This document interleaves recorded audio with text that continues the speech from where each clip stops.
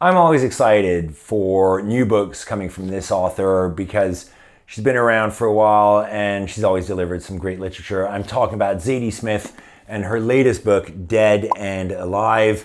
There's a collection of essays, just came out, and it's pretty great. I really enjoyed it. I usually enjoy Zadie Smith's work. I have a lot of time for her because, not just because of the way she writes and the messages she conveys, but also because of her trajectory as a writer, which wasn't necessarily that easy. She blew up on the literary scene in 2000 with the publication of her first novel, White Teeth.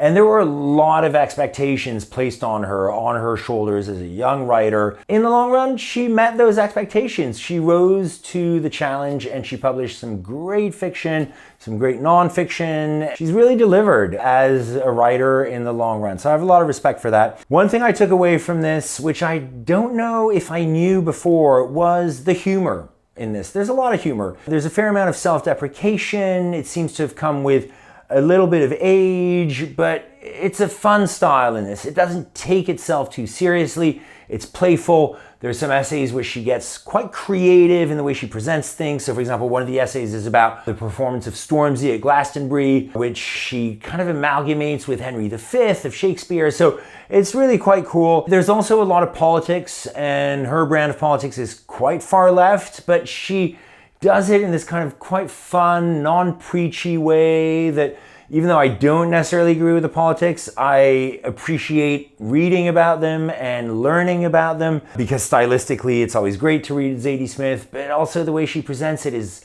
less heavy than usual. That's not to say that the essays aren't serious. They are. They deal with some important issues across a wide variety of themes, like racism, like literature, like the neighborhood she lives in. And it's great. The variety and eclectic nature of all these different essays is really cool. So I really enjoyed this. And for me, the best essay, there are a lot of good essays. There are a lot of essays, but the best essay for me in this was the one where she discusses fiction and its role and its meaning and so on.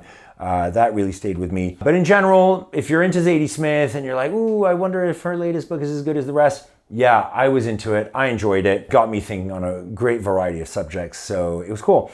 Let me know if you've read this, what you thought of it, or other Zadie Smith books that you might recommend.